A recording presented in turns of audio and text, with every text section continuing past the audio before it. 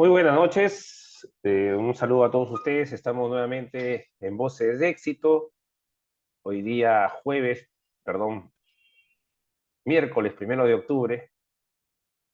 Estamos ya entrando a los meses finales de fin de año y estamos muy encantados de tener una entrevista con un gran amigo, nuestro amigo el abogado Miguel Pérez, que es especialista en Derecho Societario, Civil y Arbitraje. Nos comentan, por favor, gerencia, si es que ya tenemos a Miguel en sala, o de pronto Miguel nos escucha. El Un momento. título de, Sí, aún está ingresando. excelente, el título de hoy es cómo evitar conflictos futuros entre socios dentro de las sociedades empresariales. Un tema muy interesante que creo yo nos va a despertar a hacer muchas consultas, ¿no? Muchas consultas el día de hoy.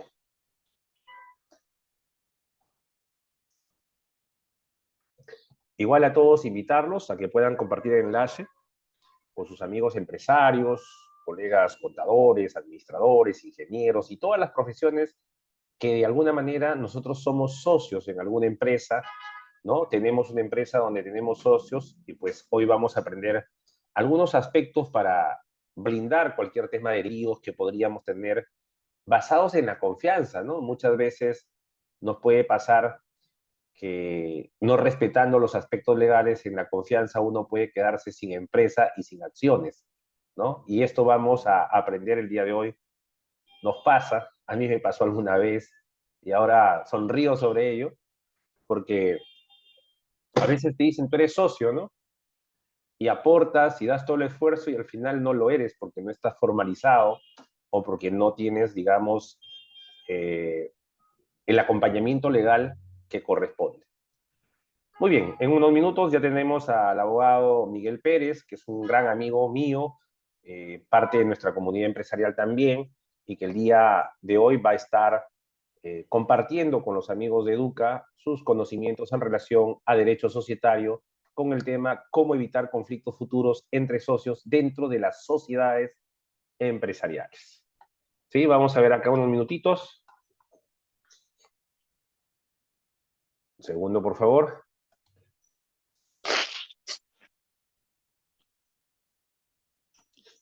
Nos comentas.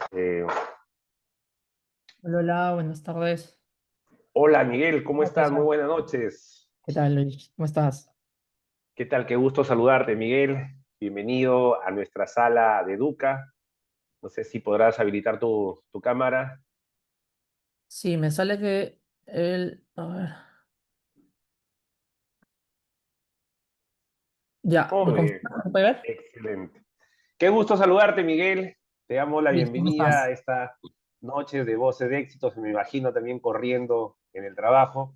Estamos iniciando con algunos minutitos de fase, pero creo que esta noche va a ser una noche que nos permita a todos tener un conocimiento adicional en relación al derecho societario, ¿no? Que nos permita evaluar o, en todo caso, conocer un poquito sobre este tema que vamos a tratar el día de hoy, cómo evitar conflictos futuros sobre socios dentro de las sociedades empresariales. Estamos con el abogado Miguel Pérez, especialista en derecho societario, civil y arbitraje, y sobre todo un gran amigo personal, miembro de nuestra comunidad de empresarios, y estamos muy contentos aquí de estar esta noche contigo, Miguel, para poder conversar un poquito respecto a estos temas. Muy buenas noches, tu saludo para con cada uno de nuestros miembros de la comunidad en esta noche. Sí, ¿qué tal? Buenas noches, Luis. Antes que nada, gracias por la invitación, ¿no? A ti y a Educa, Escuela de Emprendedores, y saludar a todas las personas que están conectadas, ¿no? Casi 40 personas conectadas acá, así que esperemos que esta sesión sea de provecho. Vamos a hablar sobre un tema que creo que incumbe a todos los emprendedores, ¿no? Que es el tema del relacionamiento con los socios, ¿no? Tener o no tener un socio. Si alguien quiere constituir una sociedad, no, una empresa acá y opta por la forma societaria, mínimamente va a tener que tener un socio, ¿no? Ya sea porque coloca a alguien, ¿no? Por confianza o porque se va a asociar con alguien y en el futuro van a ir creciendo. Así que nada, vamos a conversar un poquito sobre algunas experiencias, algunas recomendaciones, tips que les podemos dar a los asistentes y también si tienen consultas o preguntas, encantado de poder tratarlas. Extraordinario, extraordinario. En esta noche, Miguel, vamos a iniciar con algunos aspectos de ir conociéndonos, ¿no? ¿Quién es Miguel Pérez como abogado? Cuéntanos un poquito de tu experiencia en el derecho, en la acción práctica. Sé que has asesorado y sigues asesorando empresas de muy gran nivel en el país. Nos comentaría un poquito conocer de ti primero, ¿no? Como abogado, me parece que estudiaste en la Universidad de Cajamarca y de pronto nos puedas contar un poquito en minutos, una referencia, esos 30 segundos de pronto, de quién es Miguel para de alguna manera contextualizar esta invitación del día de hoy como tal. Sí, sí, sí, interesante, ¿no? A veces es un poco complicado hablar de uno mismo, pero vamos a hacer el intento. Bueno, yo soy cajamarquino, ¿no? Soy cajamarquino, estudié ahí que prácticamente todo el colegio. Inicié la universidad en Cajamarca para derecho precisamente. Estuve los primeros ciclos, luego tuve una oportunidad de venir a la Universidad Católica por un semestre de intercambio y al final terminé quedándome. Hice traslado, me quedé en la Universidad Católica, me gradué de ahí, soy abogado por la PUC y bueno, tengo estudios de maestría también en investigación jurídica en la universidad, eso por el lado académico. Siempre he estado metido en temas académicos también, ¿no? Desde la universidad como asistente, profesor adjunto y bueno, dictando algunos diplomados y seminarios. Siempre lo he llevado de la mano. Y por el lado profesional, tengo experiencia profesional en dos ámbitos, en el ámbito de estudios de abogados y en el ámbito de asesoría empresarial como abogado in-house. ¿No? Primero, mi experiencia mayor fue en un estudio de abogados y después di el brinco a la empresa, a un área in-house. Estuve en Lima Airport Partners, ¿no? Que es el aeropuerto Jorge Chávez, hasta hace un par de años como líder del equipo corporativo, ¿no? De asuntos legales corporativos y después ya decidí dar el salto a la consultoría independiente hasta que en el año pasado, ya a fines de año pasado, decidí constituir mi propio estudio y ampliar mi cartera de clientes, ¿no? Y es así como estamos por acá ahora. Excelente, excelente. Yo he podido, por lo menos con Miguel, cruzar algunos temas de orden empresarial, donde tiene aspectos legales societarios. Conozco de la calidad de sus servicios y de su conocimiento legal. Así que hoy vamos a estar encantados de hacer las consultas que ustedes quieran en el chat y para esto vamos a iniciar con este título que le hemos puesto el día de hoy a nuestro webinar, ¿no? ¿Cómo evitar conflictos futuros entre socios dentro de las sociedades empresariales? Partimos en que un socio es una persona más, esta puede ser una persona natural, una persona jurídica con un representante, y qué cuidados debiéramos tener al armar una sociedad, ¿no? De pronto algunos aspectos vivenciales que tú tengas en la mala constitución, en algunos aspectos de error que podrían conllevar después a conflictos en la cual podríamos estar en una situación de malestar. Cuéntanos un poco sobre esas experiencias vivenciales relacionadas con el título de hoy, mi querido Miguel. Sí, sí, en realidad ya en la práctica uno se va tocando y va viendo un montón de situaciones problemáticas que bien pudieron ser evitadas, ¿no? Entonces, yendo un poquito desde la parte inicial, o sea, cuando alguien decide hacer empresa, cuando alguien decide hacer negocio, puede optar por hacerlo como persona natural, ¿no? Y tener su negocio, ¿no? Y facturar a nombre propio, que el dinero vaya a sus cuentas y básicamente asume el riesgo total del negocio, ¿no? Imagínate, si yo actuaría únicamente como abogado y viendo el servicio de manera personal, todo el patrimonio que ingrese va directamente a mis cuentas, a mi patrimonio, pero eventualmente si tengo alguna multa de por medio, algo de responsabilidad, también va a ir directamente a mi patrimonio, ¿no? Eso cuando brindas servicios no suele ser tan contingente, pero cuando estás por parte de una empresa, ¿no? Con mayor facturación, con mayor exposición a riesgos, con temas laborales, tributarios de por medio, este ya es un aspecto más importante, ¿no? Entonces ahí es cuando las personas tienen esta gran decisión de decir, oye, ¿me constituyo como empresa, o sea, formo una persona jurídica o continúo tal como estoy? Y ahí tenemos estas dos grandes opciones, ¿no? Muy utilizadas dentro de este medio. La empresa independiente de responsabilidad limitada, que es yo mismo básicamente, pero como una personería jurídica. le asigno un capital específico y va a ser ese capital el que ya se va a dedicar a la empresa y va a ser una persona jurídica distinta a la persona natural, la que va a contratar, la que va a brindar el servicio, la que asume los riesgos y la que eventualmente asume las ganancias o las pérdidas.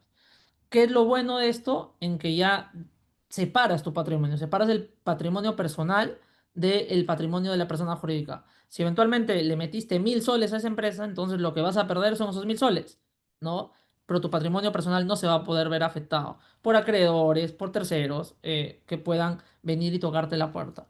Entonces, muchas de las personas, y eso nos pasa y seguramente lo vemos más en provincia, tú lo ves en tus asesorías, que hay un montón de personas que deciden iniciar con empresas independientes de responsabilidad limitada, las IRL, ¿no? Pero es en buena cuenta, si bien es cierto, puedes crecer y muchas crecen, o sea, hay empresas independientes de responsabilidad limitada enormes. He visto, por ejemplo, algunas clínicas, algunas empresas ferreteras, pero en buena cuenta, cuando miras el mercado y te ven solo como una IRL, no te ven todavía muy confiable, que digamos. O sea, crees que es una persona chiquita, o sea, ¿qué pasa si el que está detrás fallece, por ejemplo, el titular? ¿Quién se queda con esa empresa? ¿No? Y ahí ya surgen las complicaciones. Entonces, la otra opción que tienes es una sociedad. Y cuando vas a constituir una sociedad, legalmente en Perú, para constituir una sociedad tienes que tener mínimo dos socios, ¿no? Y esos dos socios pueden ser ya sea personas naturales o personas jurídicas, ¿ok? Entonces ahí surge el tema de, oye, si yo manejo el negocio y yo sé los temas, ¿a quién meto de socio? ¿No? ¿O con quién me asocio? ¿Con quién voy a tener la confianza de llevar a cabo esto? Lo que pasa en muchos casos, por ejemplo, los que dan el salto de IRL a sociedades, es que ponen una persona de confianza, ¿no? Ya para cumplir la pluralidad societaria, pongo a alguien y le doy una acción. O es más, le doy 1%, dependiendo cuál sea tu capital. Y ahí ya surgen algunas preocupaciones iniciales. ¿Por qué? Porque hay decisiones que tienen que tener mayoría, ¿no? Y las puedes tomar independientemente de ese 1% que haya.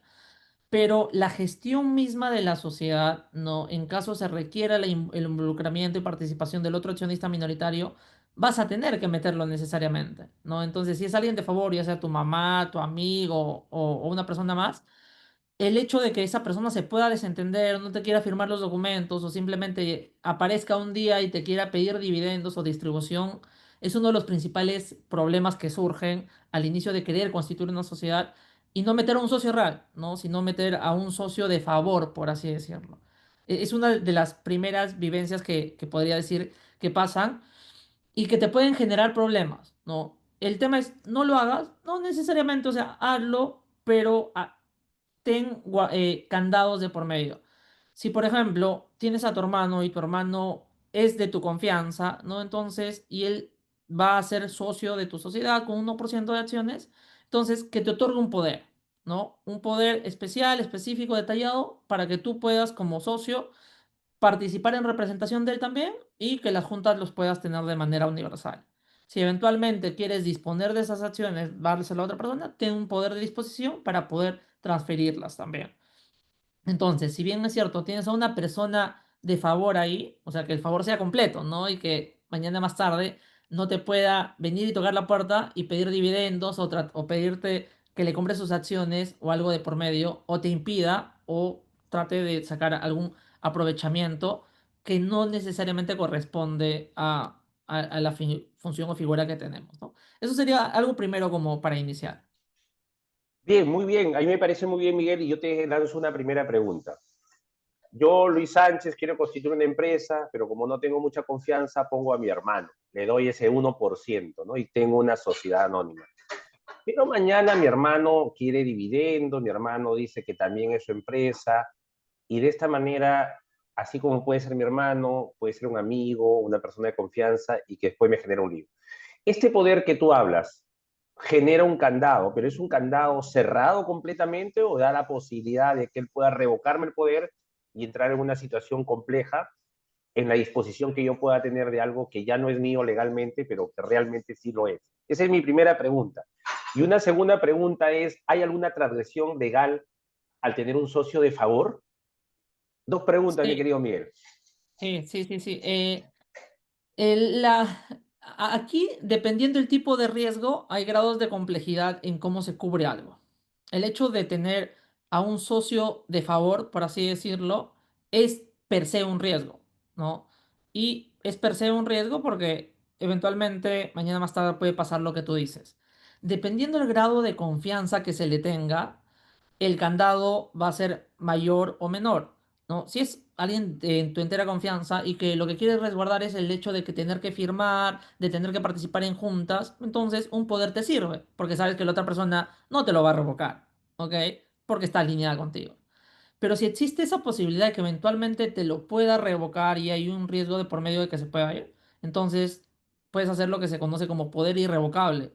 Es que por un determinado tiempo, ¿no? Esa persona te brinda un poder y no lo puede revocar hasta que se cumpla el mandato específico de que está dentro de ese poder. ¿Ok?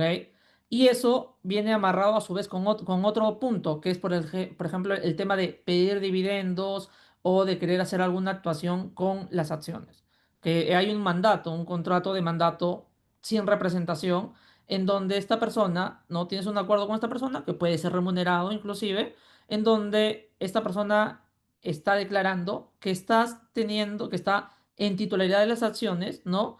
En virtud de la ejecución del mandato que tiene de la otra persona. Entonces, ahí hay un candado adicional que se pone también. ¿Esto es ilegal per se? En realidad no es ilegal. O sea, si en algún momento va a haber un reparto de dividendos, una distribución o alguna actuación que se tenga que realizar y que tenga algún impacto legal o tributario, entonces van a tener que seguirse las normas tributarias que correspondan, ¿no? Lo que suele pasar, por ejemplo, en este tipo de casos es que para amarrar el aspecto económico, no solo tienes el poder, no solo tienes el mandato, sino tienes además un contrato de usufructo, ¿no? En donde esa persona te brinda los derechos políticos y económicos de las acciones. Entonces, si mañana más tarde repartes dividendos, no te viene a pedir la otra persona, sino está al que le hayas dado los dividendos, pues no, ese derecho es su fruto, por lo cual vas a tener evidentemente que pagarle el tributo que corresponda, ¿no? Entonces, sí existen maneras de resguardar cada uno de estos puntos. Y obviamente, o sea, sí, o sea, si es tu mamá, entiendo, y no te va a hacer algo así, ¿para qué haces todos estos puntos? ¿No? Pero si es un amigo y eventualmente quieres curarte en salud, pues, haz todo esto. Claro, cada uno de estos temas tiene su costo de por medio, ¿no? Entonces, lo cual se va a tener que balancear con la necesidad, con el ingreso, con el riesgo, ¿no? Excelente, excelente. En este caso, Miguel, me parece muy bonito, ¿no? Estos candados, ¿no? Que veo tres candados ahí alineados, uno de ellos vinculado a un poder irrevocable, mira que no lo tenía en cuenta, no lo tenía mapeado. La segunda, un contrato de mandato y la tercera, un contrato de usufructo que me permite tener un blindaje total, entendiendo que igual sigue teniendo una cuota de riesgo, pero cada vez menor si es que Claro. tenemos una asesoría legal especializada, ¿no? Como es en este caso el derecho societario. Estamos contentos, estamos aprendiendo y entonces yo ya me puedo imaginar aquí que yo mismo puedo ser socio de mí mismo a través de un contrato de mandato, ¿correcto? Con algunos candados y que de alguna manera, entiendo en especialidad, no hay un acto ilegal en esta figura societaria o en esta figura que me puede dar la ley, ¿no? Porque alguien me está representando de mí mismo y yo no sé si ahí mismo con el mandato yo soy el mismo titular del 100%, porque recuerda tú que tenemos una obligación legal, y ahí te comento un poco, del beneficiario final, Al ¿no? final, claro. Entonces, en ese tema del beneficiario final, si yo tengo una SAC donde el beneficiario final yo soy el 100%, te digo nuevamente, y veo la pregunta ahí, no tengo una transgresión legal en la unidad de tener más de un socio cuando en realidad yo soy el beneficiario final del 6%, del 100%, porque en la figura se van a ver dos socios, ¿no? Pedrito y Luis. Luis con el 99, Pedrito con el 1, pero ese Pedrito tiene un contrato de mandato diciendo que eso también es de Luis. En esencia, el beneficiario final de todo esto es Luis, Ujú. ¿correcto? Como tal, ¿no? La pregunta es, nuevamente incido ahí, no hay un tema de que se vuelva una sociedad irregular, no hay un tema que nos diga alguien, oye, eso no es una sociedad, eres tú mismo, habiendo utilizado la ley en un tema de cobertura para decir, oye, puedo hacer esto. Te pregunto nuevamente en mi Sí. imaginación porque me gusta tu planteamiento, No, ¿no? Porque y es interesante porque, o sea, eh, hay dos lógicas acá, o dos normativas que se entrechocan, por así decirlo, se entrecruzan. Una es la normativa societaria, que te pide esta pluralidad de accionistas, y otra cosa es la normativa que tiene que ver con el beneficiario final, cuya lógica de ambas no son la misma. La finalidad de que exista una pluralidad de accionistas es para cumplir con esta tradición de ser sociedad, ¿no? ¿Dónde has visto sociedad de uno? ¿No? Se podría decir, ¿no? Pero en realidad esto es bien relativo y te lo comento en un momento. Pero por el lado de si esto o sea, contraviene la normativa de beneficiario final, mientras que tú lo informes, tú lo declares así y que Mm, tributariamente cumplas con tus impuestos, no estás contraviniendo la normativa de beneficiario para final, nada. ¿no? Y lo otro también, o sea, eh, dentro de esa lógica, ten en cuenta que todos estos contratos son contratos temporales, ¿no? Y la situación puede cambiar. O sea, esta persona puede transferirlo a otro, o podría resolverse el contrato, o podría cambiar la situación. O sea, es una situación con candados temporales, ¿no? Porque la idea también es que en el tiempo las personas, los accionistas crezcan, la empresa crezca, metan más accionistas y todo. Esto es como para comenzar. No recomiendo en sí que sea una situación permanente, pero, o sea, lamentablemente muchas personas comienzan de esta manera porque precisamente saltan de EIRL a SAC, ¿no? Y dicen, oye, pero ¿a quién meto? No, que no tengo confianza todavía hasta que pueda ver que la cosa funcione, se adapta al funcionamiento de una SAC y pueda correr hacia adelante. Entonces, yo creo que que en principio no hay contravención, o sea, no, una cosa no deslegitima a la otra. Y es importante tener en cuenta que la pluralidad de socios es más una cuestión de teoría, ¿no? De teoría para coherencia de que sea sociedad, pero en otros ordenamientos ya existen sociedades unilaterales, o sea, sociedades unipersonales, con un solo socio. Y es más, en el proyecto de reforma de la Ley General de Sociedades actuales ya se contempla la figura de sociedades con un accionista, ¿no? Entonces, por ahí el tema o sea, eventualmente, o sea, alguien más papista que el Papa podría decirte, no, lo que está haciendo acá es una simulación, ¿no? Me bajo tu sociedad. Pero eso es matar todo desde el inicio cuando hay una lógica económica y funcional de por medio también, ¿no? Excelente, excelente. Mira, y yo me imagino lo siguiente, ¿no? Luchito EIRL1, Luchito EIRL2. Las dos EIRL son de Luchito. Las dos EIRL contratan y tienen Luchito Sociedad Anónima. Ujú. Y entonces, en beneficiario final, todo sería de Luchito, pero a nivel societario tenemos dos jurídicas que han constituido una sociedad anónima. Válido, Y ¿correcto? es perfectamente posible desde que Luchito 1 IRL, Luchito 2 IRL son personas jurídicas independientes, autónomas, con propio funcionamiento, con propio patrimonio, con propia contabilidad y se relacionan de esa manera. Entonces, ambas pueden ser accionistas de una tercera sociedad que le pertenezca ahí. O sea, eso no es otra cosa que un grupo económico. O sea, en sí. Excelente, excelente.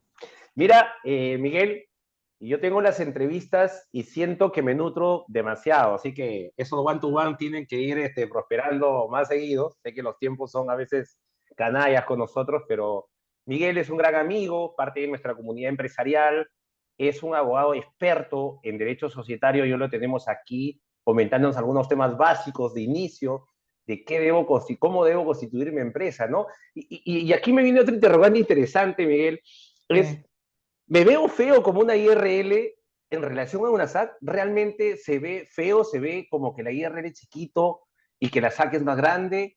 Hay esa concepción porque para mí jurídicamente son lo mismo. El sí, blindaje que exacto. tengo jurídicamente es el mismo, el blindaje tributario es el mismo. O sea, yo no veo una distinción entre una IRL y una SAC como tal, pero sí también tengo ese sentimiento de que una IRL es una sola persona. Es una persona que no tiene equipo, o por lo menos es el único dueño, y siento que no se ve bien, siento. Pero también conozco IRLs que venden 150, 200 millones que nosotros asesoramos, y digo, y es una IRL potente, y tengo SACs que venden 5 milloncitos, 2 milloncitos, 1 milloncito, medio milloncito. Entonces, la naturaleza de la IRL y la SAC no es que es más grande, más chica, pero tenemos ese, a ver, voy a decir, complejo de mirar a Como la sesgo, IRL claro. como el patito feo, ¿no? ¿Cómo lo Sí, ves tú también ahí? ¿Lo ves igual? sí, sí, sí. Es cierto. O sea, mira, la realidad te muestra que existen un montón de IRLs precisamente por este tema de la unipersonalidad, ¿no? Eso significa de que la IRL factura poco, ¿no? Pues tú puedes tener IRLs que facturan un montón, ¿no? Y legalmente, como persona jurídica, no existe ninguna diferencia entre una IRL y una SAC. Ambas tienen la misma responsabilidad, ambas tienen el mismo funcionamiento legal, ambas se vinculan de la misma manera, ambas tributan igual. O sea, no tributas distinto por ser IRL que por ser SAC. O sea, tu tributación no depende de eso, ¿no? Pero lo que sí ves, o sea, es desde el punto de vista del mercado, ¿no? Financieramente, cómo te ven.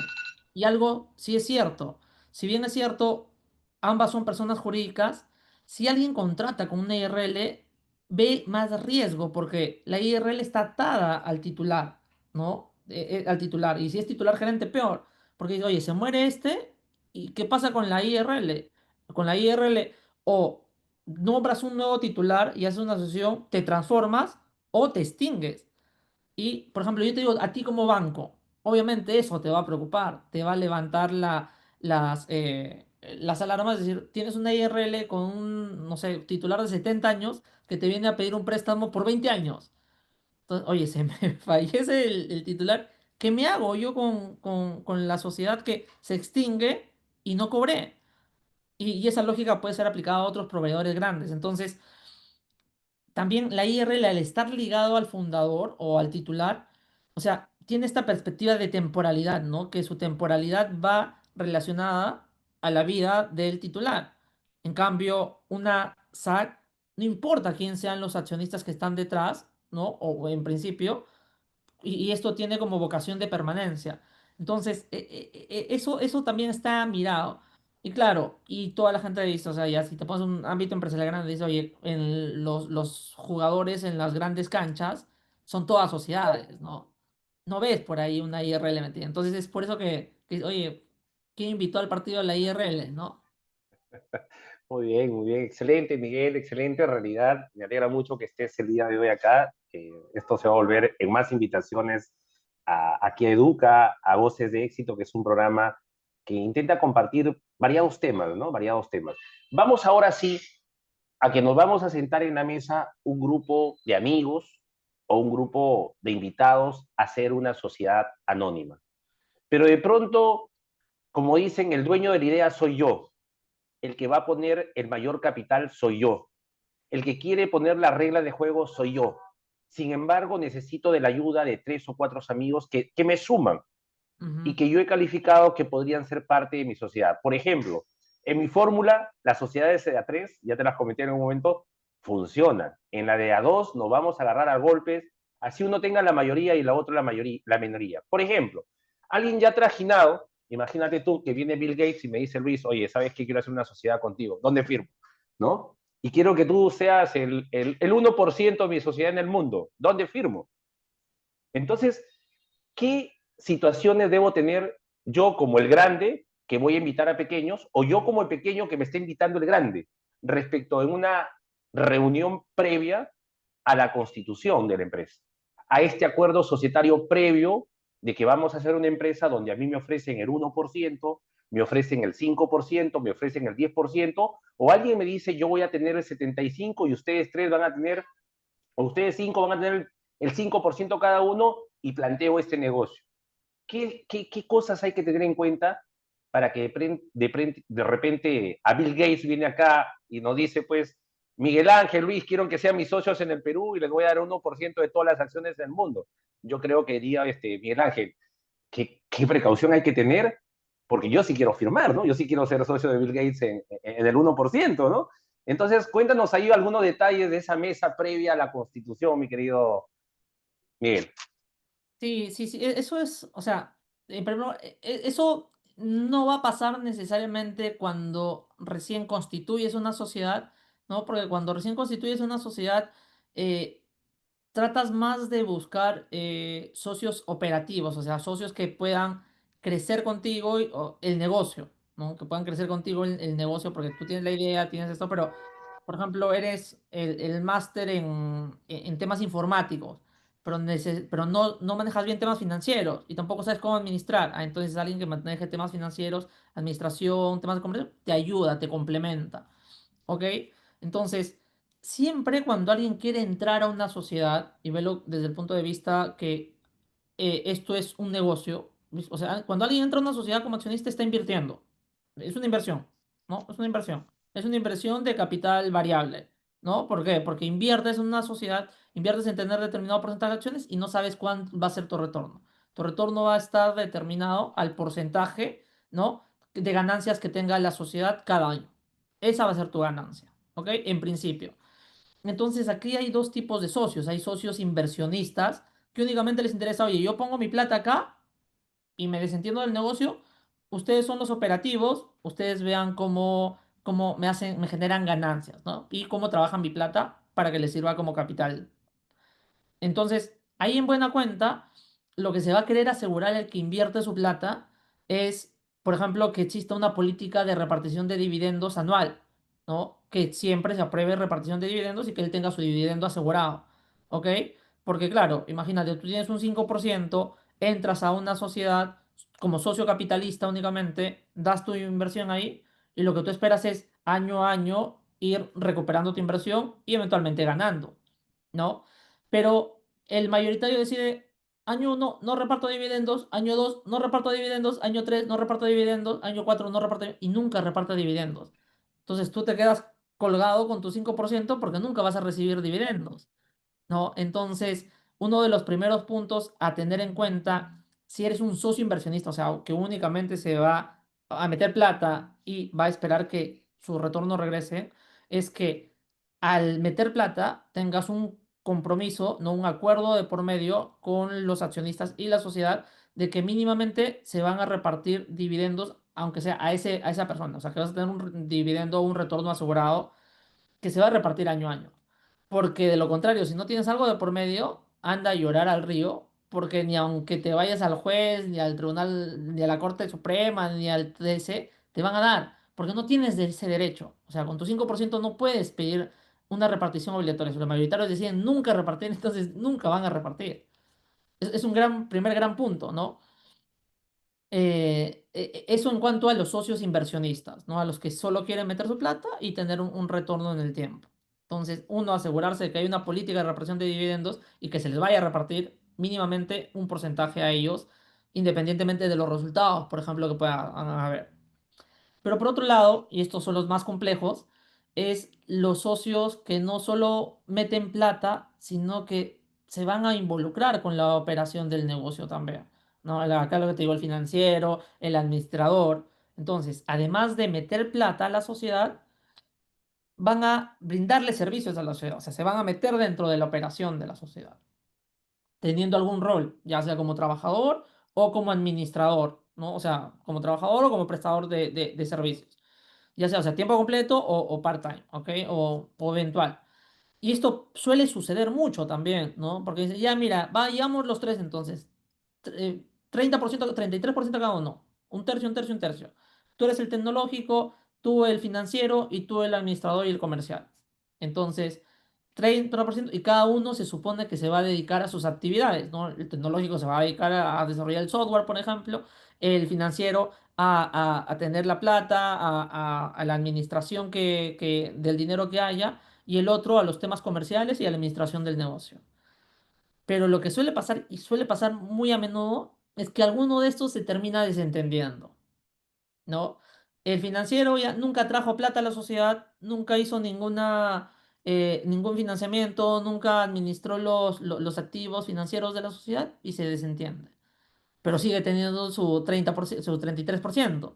Y fueron solo el tecnológico y el administrador el que se pusieron a hacer toda la gestión y crecieron la empresa. Si no tienen ningún acuerdo de por medio de decir que, ojo, tu 33% está amarrado a que tú cumplas con las labores financieras a las cuales te estás comprometiendo por recibir este porcentaje, entonces no va a haber nada que lo ate a que mañana más tarde venga y te diga, oye, págame mi 33%, ¿no? Las ganancias que yo tengo por acá. Participar en juntas, meter en las decisiones, pedir información a la sociedad. Es más, teniendo ese 33%, porque tiene más de un 20%, puede pedir el reparto de dividendos obligatorios por el 50% de las utilidades generadas en el ejercicio. Entonces, acá ya se complejiza la cosa, ¿no? Porque ante ausencia de acuerdo, uno es accionista por el solo hecho de tener acciones. No eres accionista además o dejas de serlo porque te comprometiste a manejar los temas financieros de la sociedad, no porque te comprometiste a traer determinado ingreso, porque te comprometiste a traer determinados clientes, porque ibas a estar 24/7 en la sociedad. Si no hay un acuerdo de por medio, o sea, alguien puede desentenderse sin roche de esos temas, voltear, seguir haciendo su vida y no deja de ser accionista. Y no te imaginas la cantidad de veces que he visto esto. Oye, pero nosotros acordamos de palabra, pero así nos comprometimos. Tenemos un chat donde pusimos eso. Y eso es demasiado frecuente, ¿no? Eso es demasiado frecuente. Pregunta, Miguel, ¿y si tenemos un acuerdo de compromiso de labores que tú tienes que hacer y resultados también, eso podríamos sancionarlo con quitarte tus acciones por no cumplir lo que tú dices? De sacarte de la sociedad porque tú dijiste que ibas a hacer tal o cual gestión y tener tal o cual resultado a partir de tu expertise y no lo está logrando. Como tú dices, ha desaparecido. Pregunta, ¿en el acuerdo incumplido puedo ir contra sus acciones? ¿O qué situaciones puedo yo hacer para decir, oye, tú no estás cumpliendo lo comprometido, entonces ya no te corresponde 33, te corresponde 10, o no te corresponde nada y te la vamos a quitar y te vamos a devolver tu plata tal y como la has puesto, sin intereses? ¿Qué, en qué me ayuda este acuerdo que tú me dices que me parece interesante? ¿eh? Me parece bien interesante porque he visto lo mismo, donde el socio viene, compromete una o dos cosas y al final no lo hace y se quita. Y sigue siendo el accionista y el de la tercera parte o el de 40%, como tú lo dices, sin hacer nada y es un socio capitalista como tal. Nos comentas ahí. Sí, sí, sí, sí, sí. Aquí nuevamente, o sea, en el ámbito legal, societario y de acuerdos, o sea, existe amplitud para poder regular cosas, ¿ok? Y eso es lo bonito del derecho privado, porque, o sea, son las partes las que regulan sus situaciones, la manera en cómo se van a comportar y las consecuencias ante el cumplimiento o incumplimiento, ¿no? O sea, lo bacán es regularlo y poner las consecuencias específicas. Claro, lo desastroso es cuando no tienes regulación y quieres hacer algo. Oye, le quiero, no sé, no, que devuelva sus acciones porque no cumplió. Oye, pero legalmente él es accionista únicamente por tener la titularidad de las acciones. ¿Ok?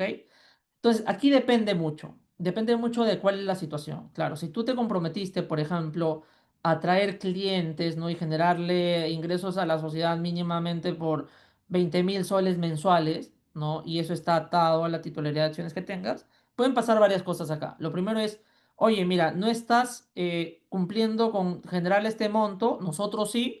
Entonces, para que tú sigas manteniendo la titularidad y exista la equivalencia entre cada uno de esos porcentajes y lo que le estamos haciendo generar en la sociedad y lo que nos vamos a repartir, cumple, ¿no? Con aportar la diferencia del monto a la sociedad, ¿no? De esa manera quedamos todos balanceados, ¿no? Ese es un primer nivel, porque claro, sacarte no es la primera opción, ¿no? Salvo que sea desastroso, entonces, esa es la primera opción. La segunda opción, la que mencionas, o sea, mira, no tienes, no puedes cubrir, ok, entonces no es justo que nosotros que sí estamos aportando, que sí estamos generando ingresos, vayamos a repartirnos, ¿no? En vía dividendos los mismos porcentajes que los que tienes tú. Entonces, se reduce tu participación, ¿no? Y aumenta la nuestra, ¿no? Entonces, ese es un segundo nivel. Y el tercer nivel es ya, oye, no, te recompramos tus acciones a valor nominal, ¿no? Te recompramos tus acciones a valor nominal y con eso te damos la mano y chao. Hay una más extrema, ¿no? Que es exclusión de accionistas, que es ante, oye, además de no cumplir, de hacer esto, de hacer lo otro, te vas y me pones quieres competir con la sociedad. Estás poniendo un negocio igual en el otro kiosco. Entonces, ese caso, ¿no? De expulsión y de la sociedad y el monto que se le puede pagar, o sea, pactan, esto es vía pacto de todos los accionistas, ya es mínimo, ¿no? Entonces, existen niveles, ¿no? Niveles que te puedes adaptar y si no terminas adaptándote, entonces lo mejor es que lo apartes de la sociedad, pero tienes que regularlo, ¿no? ¿Y cómo lo regulas? Precisamente a través de pactos de accionistas o convenios de accionistas, como se lo suelen llamar, ¿no? Excelente, excelente. Mi pregunta nuevamente, si es una sociedad de capitales, ¿no es suficiente el capital y de pronto los accionistas que sí trabajan se asignan una remuneración y a ti que no trabajas o no produces, no te la asigno? ¿Esa podría ser una forma de regulación o necesariamente el pacto de que si no cumple lo ofrecido, yo te puedo diluir o yo te puedo sacar, ¿no? Que sería la situación extrema, ¿no?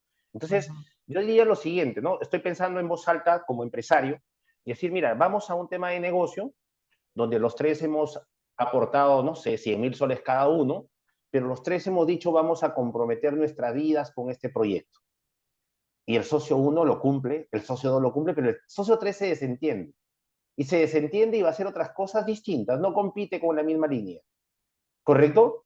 Entonces, a través de un acuerdo, 33-33 son 67%, tomamos la decisión, mira, yo estoy trabajando, estoy aportando como 30 por mes, yo también estoy trabajando, estás aportando como 35 por mes.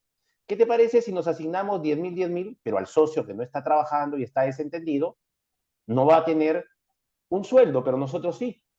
Y esto estaría alineado a una situación de equidad, de equivalencia a lo que nosotros estamos aportando y estamos poniendo nuestros días, de los días que nos toca vivir en este planeta, contra alguien que no le está poniendo, y decirle, ¿no? Oye, tú no estás haciendo nada, y en el mercado pagan 10.000 soles por esta labor, cada uno de nosotros que estamos metidos acá en el negocio nos asignamos 10, y tú sigues teniendo tu 33, tú eres un socio eminentemente capitalista, pero nosotros somos socios y también somos empleados.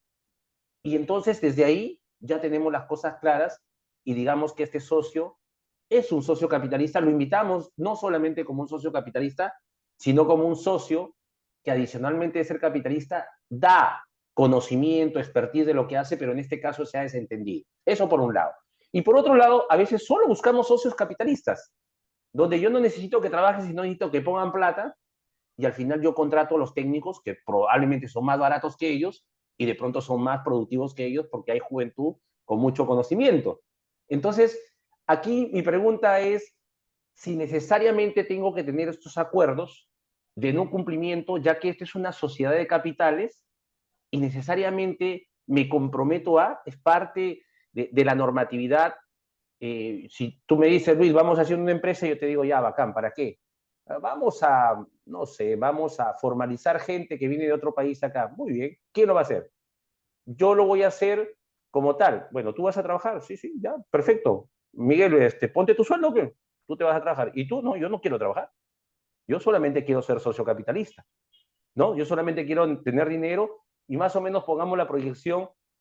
Y sí me gusta y te diría, Miguel, ¿sabes qué? Pon ahí que de lo que ganemos vamos a repartir un 50% y lo demás se capitaliza, ¿no? Eso sí me parece chévere, pero la pregunta es, ¿necesariamente deben haber acuerdos o es que en la normativa la sociedad, las sociedades anónimas, las sociedades de capitales, lo que vale más es el capital que el aporte, el conocimiento humano de cada uno? Entiendo yo que yo me junto con personas que saben más que yo o que me pueden complementar, pero uno que es empresario sabe que eso también lo podemos comprar mucho más barato en el mercado y de mejor calidad.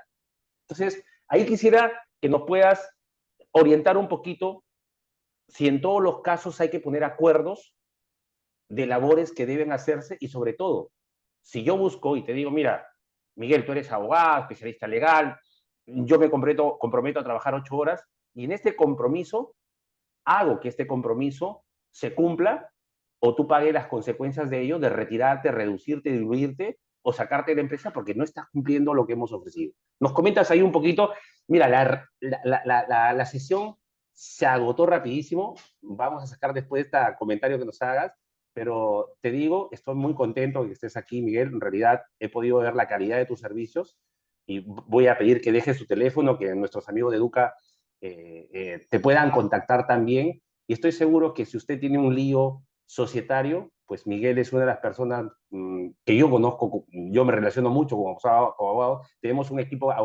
legal interno también, pero puedo dar fe del nivel que tiene Miguel para este manejo societario. Vamos, Miguel, con la última pregunta que he hecho yo para pasar a algunos comentarios y preguntas de acá de Sí, nuestros sí, participantes. es súper interesante. Mira, en línea de concepto, precisamente las sociedades anónimas son sociedades de capital. ¿Qué significa que sean sociedades de capital? De que en principio no importa quién sea el accionista, ¿no? ¿Por qué? Lo que importa es lo que tú aportas. Porque si uno aporta 1.000, entonces va a recibir como contrapartida 1.000 acciones y con sus 1.000 acciones podría ir por ahí, venderlas, transferirlas y la sociedad no verse perjudicada en nada porque la sociedad funciona con una administración, funciona con un directorio, una gerencia y con el capital que tiene de sus accionistas que han aportado. En principio, los accionistas están por fuera y no tendrían que verse involucrados en principio dentro del funcionamiento de la sociedad. Pero esto no pasa, o sea, esto no pasa en nuestras sociedades peruanas. En nuestras sociedades peruanas, si bien es cierto, son sociedades de capital, pero son sociedades de capital personalizadas.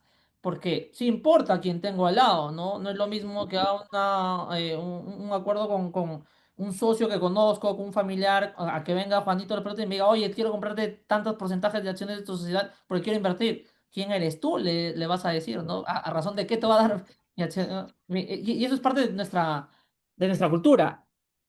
¿Ok? Entonces, si sabemos que eso funciona así, obviamente la regulación que está pensada en ese accionista, inversionista de capital que solo viene, te pone su plata y te cobra dividendos de vez en cuando, no se ajusta a nuestra realidad, ¿no? Y aún así, mira, así seas un accionista, el que estaba poniendo de ejemplo, que tiene ese 5%, ¿no? Y viene e invierte ese 5% porque le van a dar dividendos, si la sociedad no tiene un acuerdo con él de que va a repartir dividendos, te fregaste, o sea, no vas a recibir nada. Es más, si alguien quiere venir y comprar a esa sociedad, no le importa el 5% porque con el 95% ya tiene control. Entonces te deja ahí, ¿no? Y si quiere, no reparte dividendos tampoco. Entonces tampoco te vas a ver beneficiado de una venta total de la empresa, por ejemplo. ¿Qué se suele pactar ese tipo de cosas? Derechos de arrastre o derechos de pegarse, que se conocen como drag along y tag along. Es que si viene alguien y te quiere comprar mayoritario, yo me pego a la compra, pues, que nos compre a todos. Y tú no puedes vender la totalidad si es que no me compra a mí. Me beneficio de la venta también.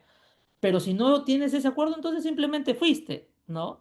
Y otra también es derechos del mayoritario. Oye, mira, me quiere comprar, pero me quiere comprar el 100%.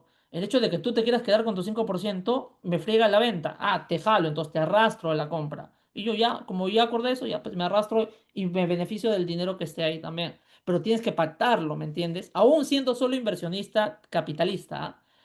Más grave es el punto que cuando ya eres un accionista que está involucrado en la operación. Y ojo, el hecho de que seas accionista y estés involucrado en la operación no significa per se de que tengas el derecho de recibir una remuneración, ¿no? Si eres trabajador o si eres un prestador de servicios, claro, por supuesto, tendrás el acuerdo específico como trabajador o como prestador por la contraprestación de tus servicios.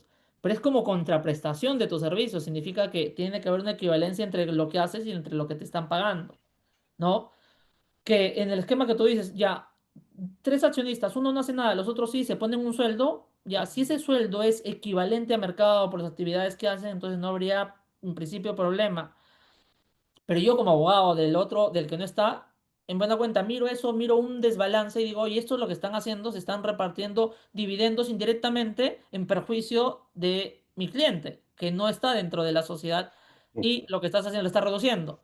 Entonces, ahí en ese escenario, el acuerdo previo impide al que quiere quejarse que se queje porque, oye, todos nos asignamos un sueldo y dijimos que al que no se y quiera participar, perdía el sueldo. Entonces, el parámetro para poder discutir ya se achica porque tienes un acuerdo previo, ¿no? Y teniendo en cuenta que no por el hecho de que seas accionista, tienes el derecho a tener un sueldo o a que te pague la sociedad algo distinto a tus dividendos, que esto es algo bien grosero que también siempre veo en las sociedades, que por el solo hecho de ser accionistas creen que tienen un derecho a sacar plata de la sociedad independientemente de que hagan o no hagan nada, ¿no? Que eso también está mal, ¿entiendes? Pero aún en esos escenarios es indispensable contar con un acuerdo previo para que sepas qué reglas vas a tener dentro de tu sociedad y qué consecuencias vas a tener ante el incumplimiento, ¿no? Y no estar en el aire cuando digo, oye, mira, no hizo, no cumplió, me está pidiendo que le dé información, que le dé derechos, pero no participó. Oye, ¿pactaste algo? ¿Tienes algo por escrito? No, no tengo. Fuiste, pues, ¿no? Fuiste. Entonces, es importante, y este es el mensaje que les doy para pasar a las preguntas que haya, es que usualmente somos muy reactivos ante este tema. O sea, recién esperamos a que pase, uy, y ahí vemos de cómo tratamos de solucionar y a veces cuando queremos solucionar ya es muy tarde. Páctalo antes. Acuerdo, siéntate con tu socio y póngase los 20 escenarios que puedan haber. Ah, no, tú eres mi pata, eso no va a pasar. Ah, chévere, si no va a pasar, pongámoslo, ¿no? Pongamos todos los escenarios ahora que estamos bien. Y si por ahí vas viendo que, oye, no, esto no, no quiero el otro, entonces ya ahí ten como un poco de resguardo con quién te estás metiendo en sociedad, ¿no? Por eso yo les digo, y le dije a un cliente recién, que está precisamente metiéndose en una sociedad, oye, no tengas temor, plantea el tema, o sea, ¿no? Frío y directo, al toro por las astas, le digo. Si no tiene ninguna intención oculta o algo, güey, no va a tener ningún inconveniente en dejar las cosas claras. Y si sí la tiene, te darás cuenta. En ambos casos, uno, no pierdas el tiempo metiéndote como socio con alguien que no quiere tener las cosas claras. O dos, aclara las cosas y las regulas. No hay pierde, le digo, por ninguno de los lados. Pero tienes que tratarlo, ¿no? Entonces, eso es lo que le recomendaría. Al toro por las astas. Excelente, Miguel. En realidad estamos muy contentos de tenerte aquí, ¿no? Puedo ahora saborear la talla de tu asesoría, de tu nivel profesional. Y vamos a dar pase a ver a Diego Santos que nos quiere hacer una pregunta hablada. Vamos a darle pase, no sé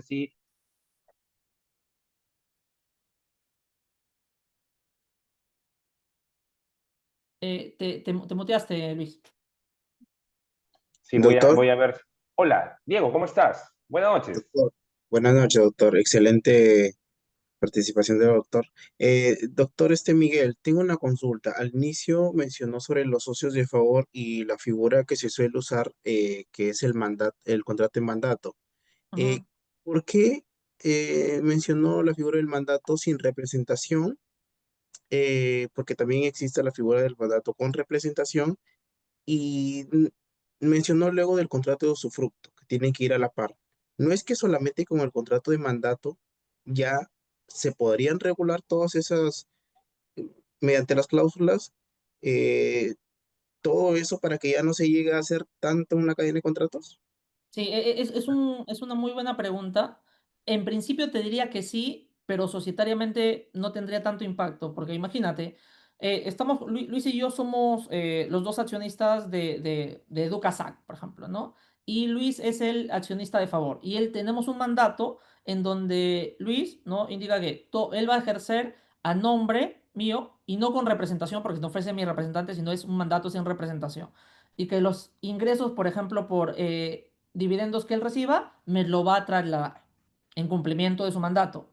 Pero Luis, no digo que pase, pero podría decidir, oye, me lo quedo yo y no te lo doy. Anda, demándame, pues, ¿no? Por incumplimiento de mi mandato. Entonces, si tienes el usufructo tiene la peculiaridad de que se inscribe en la sociedad y la sociedad ya me hace a mí beneficiario a través de ese usufructo, me reconoce a mí como beneficiario de los derechos económicos, entonces me va a pagar directamente los dividendos, ya no va a tener que pasar por Luis. Entonces, el hecho de que haya ese puente, ese riesgo se reduce. Por eso, si es necesario mandato, más usufructo. El mandato te cubre ante la persona, pero el usufructo te cubre y te resguarda ya frente a la sociedad también. ¿Me sigues? Esa es la lógica.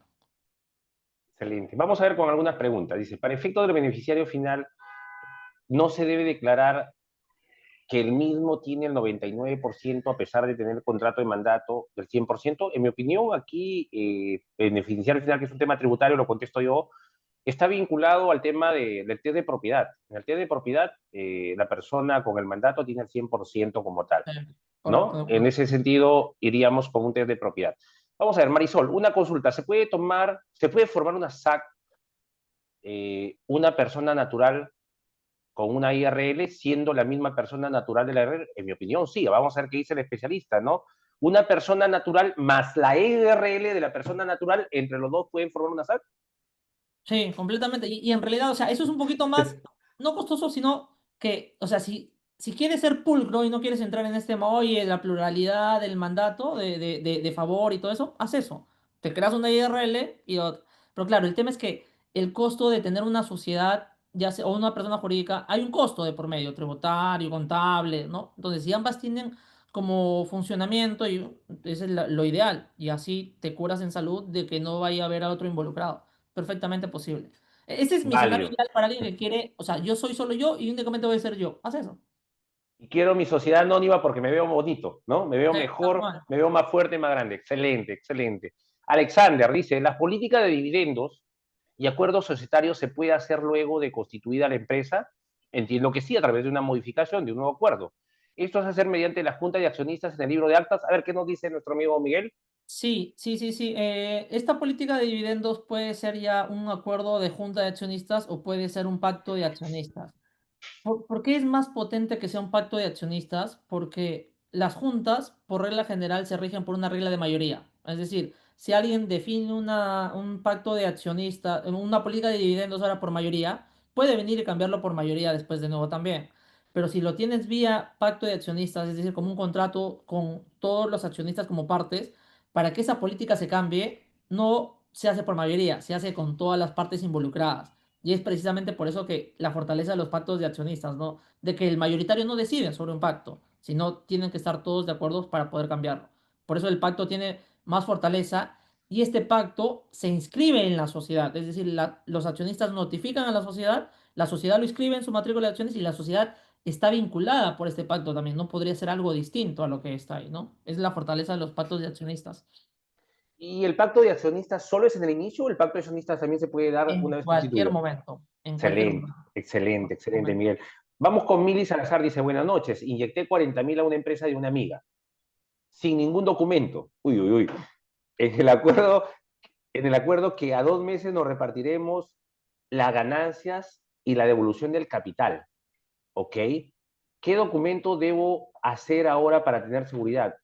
Yo veo eso como un préstamo, Sí, veo más como que una no asociación sea en participación, pero algo de así. accionista no tienes nada. A ver, ¿qué nos dice Miguel Sí, Ángel? no, de acuerdo contigo. O sea, el hecho de que te haya dicho, oye, dame capital, no significa que tú estés entrando como accionista y que tengas una participación.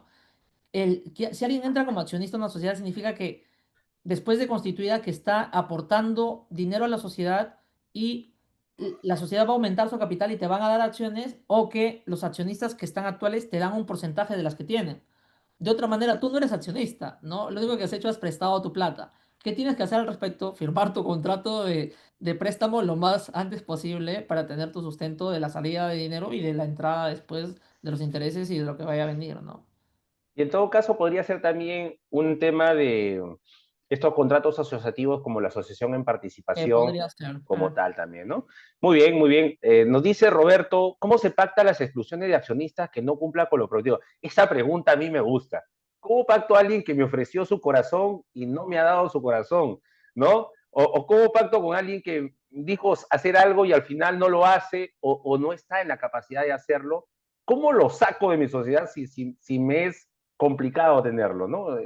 Creo que ha tenido un sentimiento parecido, Roberto, al que yo he preguntado en este momento. Sí, sí, sí. O sea, si la situación ya es irremediable, lo primero que tienen que saber es que legalmente, si no pactas nada, no puedes. O sea, es imposible. O sea, Tu lo vas a socio. tener ahí toda tu vida. ¿Ok?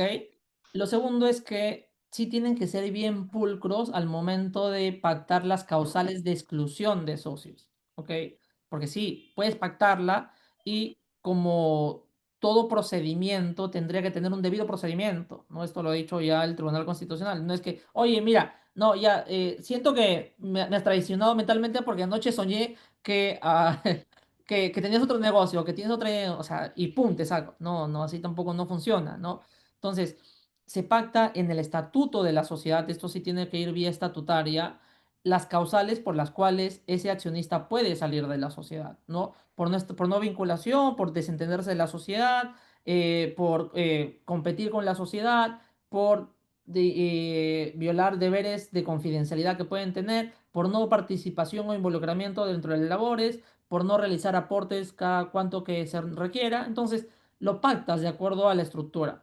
Y tienes que pactar también un procedimiento en el cual tú pruebes que se lleve a cabo una de estas causales, realices a cabo el procedimiento, cierres y hagas la liquidación específica de la cantidad o el monto que hayan determinado para hacer efectiva esa exclusión, ¿no? Algo que es improcedente, por ejemplo, de plano, es que le des una patada y lo botes y no le pagues nada por las acciones. O sea, tiene que haber una contraprestación porque la sociedad se recompre las acciones. Es básicamente una recompra a un precio mínimo. Esa es tu sanción, ¿no? Pero tienes que pactar. Perfecto. Tienes que pactarlo. Dice Delia Salinas, y tiene dos consultas seguidas. Una SAC puede tener directorio y solo se podría pagar dieta a uno de ellos, a uno, en unidad. Un directorio me parece que, a ver, nos comenta ahí, directorio tiene que ser mínimamente 3, me parece. Vamos a ver qué es lo que Sí. nos dice Miguel. Continuando con la pregunta, ¿los directores pueden ser los socios? Sí, socios, externos. A ver, Miguel, ayúdanos ahí si la SAC puede tener directorio y si el directorio puede ser solamente uno o Sí. tiene que haber también una pluralidad ahí de directores. Y si es que pueden ser socios o también terceros, ¿no? A ver, ¿qué tenemos ahí en el tema directorio, mi querido Es Miguel? interesante la pregunta ahí porque tengan en cuenta que el tipo societario en sí es sociedad anónima. ¿Ok? Ese es el tipo societario en sí. Y la sociedad anónima tiene subtipos, ¿no? Que son la sociedad anónima cerrada, ¿no? Que puede tener máximo 20 accionistas, y la sociedad anónima abierta, que cotiza en bolsa y que tiene más accionistas. Entonces, por regla general, una sociedad anónima tiene que tener directorio, ¿ok? Las sociedades anónimas. Pero si es una sociedad anónima cerrada, el directorio es facultativo, es decir, podría tenerlo o podría no tenerlo, ¿ok? Eso lo decía. Mínimamente la conformación del directorio es de tres miembros, es un órgano colegiado, y como órgano colegiado tienes que tener pluralidad, ¿no? Y comenzar con tres para que puedas tener decisiones, María. Puedes tener cuatro, sí, puedes tener cinco, sí, pero mínimo tres, o sea, ese es el mínimo legal, ¿ok? Salvo que haya alguna razón de por medio por la cual los directores no vayan a recibir dietas, algunos de ellos, en principio la regla general es que si todos reciben la dieta que se pacte, ¿podría pactarse que alguno de ellos no reciba? Sí, podría pactarse, ¿no? Por ejemplo, yo conozco casos en donde estos socios son parte del grupo económico que es accionista de esta sociedad y el grupo económico les paga directamente y vía acuerdo de socios, ellos tienen pactado de que no van a recibir dietas, ¿ok? Pero tienes que pactarlo, porque de lo contrario, o sea, ya, y ahí Luis verá desde el punto de vista de SUNAT, porque si le estás pagando a uno, no le estás pagando a los otros, ¿no? Entonces ahí podría haber algún cuestionamiento de por medio, pero en principio reciben todos y se puede hacer una diferenciación vía pacto. Excelente. Sí, en el tema tributario es indiferente. Por ejemplo, yo le pago una dieta a Miguel Ángel de 1.000 soles la hora y le pago la dieta a Luis Sánchez de 100 soles la hora, porque es un pacto como tal. Y los dos son socios. No hay problema. Vamos a pactar en función de la retribución que cada uno quiera por su servicio. Yo he participado en directorios donde un director gana una cuota 10x, el otro gana una cuota de 5x, el otro gana una cuota de 2x y todos se sientan en la misma mesa al directorio. Entonces, no habría mayor inconveniente. Solamente hay un límite tributario que representa, pues, para un tema de gastos deducibles, que es el 6% de la utilidad comercial, pero que es un tema Claro. eminentemente tributario, no tiene nada que ver con la reunión de hoy. Muy bien, Mm, vamos a decir, ¿cuáles son los pasos a seguir para realizar un pacto de socios? ¿Cómo se hace un pacto de socios? ¿No? El antes y el después. Eh, mira, armar el documento, el pacto de socios es un contrato. Es un contrato plurilateral. ¿Qué significa? De que cada uno de los socios accionistas son partes. Imagínate, tienes tres socios en la sociedad, son partes cada uno de ellos y es un contrato firmado por las tres partes, ¿no? Y involucras a la sociedad como interviniente para que la sociedad tome conocimiento también de los pactos y no quiera desconocerlos eventualmente, independientemente de que lo escribas o no en la sociedad misma. El elaborar el acuerdo es lo más sencillo, porque es trasladar los acuerdos y plasmar cómo se va a regir la sociedad en cuanto a temas de gobierno, cómo la sociedad va a funcionar, cómo va a ser la administración de la sociedad, cómo se van a pactar el pago de dividendos, qué va a pasar si alguien quiere vender sus acciones, van a haber derechos de preferencia, no van a haber derechos de preferencia, hay prohibición de transferir acciones o no hay prohibiciones, ¿no? Y algunos acuerdos adicionales de funcionamiento de la sociedad. Eso es lo que suele contar o tener un pacto. ¿Cuál es la parte más complicada? La parte más complicada es poner la decisión sobre la mesa de decir, oye, hay puntos sobre los cuales tenemos que ponernos de acuerdo y pongamos en la mesa y pongámonos en escenarios de que podrían pasar y cómo nos sentiríamos cómodos actuando ante tal situación. Esa es la parte más complicada, sentarte con tus socios, plantearles el tema y desnudarse, por así decirlo, para decir, oye, ¿qué pasa ante este tipo de situaciones? ¿Cómo las vamos a tratar? Esa es la parte más complicada. Si ya tienes esta parte, lo demás es labor del abogado de trasladarlo y hacerlo bonito y entendible, ¿no? Pero, ¿cómo suele hacer? Surge una necesidad de, oye, podríamos tener conflictos, controversias, necesitamos tener claridad. Te reúnes con tus socios, alinean, ¿no? Con acompañamiento de un abogado para que puedan encauzar la discusión. Y tres, ya la formalización del acuerdo, firma del contrato por todos. Y último paso, notifican este pacto a la sociedad para que la sociedad lo inscriba en su matrícula de acciones y con eso cubierto completamente. Ese es usualmente el procedimiento. Excelente, estamos con Miguel Ángel Pérez, abogado especialista en Derecho Societario, miembro CEO de PLA Abogados, y estoy muy contento, Miguel, de haberte conocido, de ser ahora amigos, de estar en la misma comunidad empresarial, y quiero pedirte un gran servicio, si tú crees conveniente, deja tu teléfono, que te Claro, escriban, si claro. alguien tiene un pleito legal de tipo societario, creo que tienes que ir con Miguel Anoto por Ángel, acá. y estamos muy contentos de que estés aquí, y yo te aseguro que este es una de las muchas reuniones que tenemos, y ya que te escuché que te gusta el curso, el tema académico, vamos a ver con el gerente de Educa, a ver si programa un tema de conocimientos básicos societarios para un emprendedor, ¿no? De 4 o 6 horas que te permita tener un equipo de emprendedores o de, digamos, empresarios o también contadores que quieran saber cómo funciona esto y que tengan la forma de acudir a alguien cuando tengan un problema societario, que sí los tenemos muchísimos, y así que estamos muy agradecidos, Miguel, de que estés esta noche. Yo le he pasado recontra genial, preguntando algunas cosas que también se me vienen aquí. Igual tenemos un equipo también interno a nivel legal, pero sé de tu calidad de profesional y estoy muy contento que hayas aceptado estar aquí en Voces de Éxito, y estamos muy contentos todos, creo, los que estamos en la sala hasta esta hora. Hemos abusado de ti algunos minutitos más. Ahí Miguel ha dejado su QR para que puedan escanearlo, póngale soy amigo de Educa, soy miembro de Educa, yo participo en Educa, y Miguel pues está también en Lima a través de PL Abogados y es un destacado profesional joven que yo creo que tiene muchísimas ideas para salir de algún problema, o de pronto, si usted cree que ha sido pues golpeado, poder ser defendido por Miguel en el caso de temas societarios, también civiles, y también algunos otros temas legales que ve en su firma. Muchísimas gracias a ti, mi querido Miguel, por estar en esta noche, y yo estoy muy contento de que estés aquí, y quiero agradecerte de corazón, de todo el equipo Educa, que está aquí también ayudándonos, en volverte a hacer la invitación en una segunda oportunidad para continuar con esos temas que nos parecen muy interesantes. Te dejo unos minutitos para que puedas despedirte de todo el público el día de hoy. Sí, no, gracias, Lochito, a ti, al equipo de Educa y agradecer también a los asistentes, ¿no? Es como el final del día, ¿no? En donde las personas normalmente ya estás un poco cansado y todo, pero mira, han habido más de 80 personas acá ávidas de aprender, de tener un poquito más de conocimiento sobre estos temas.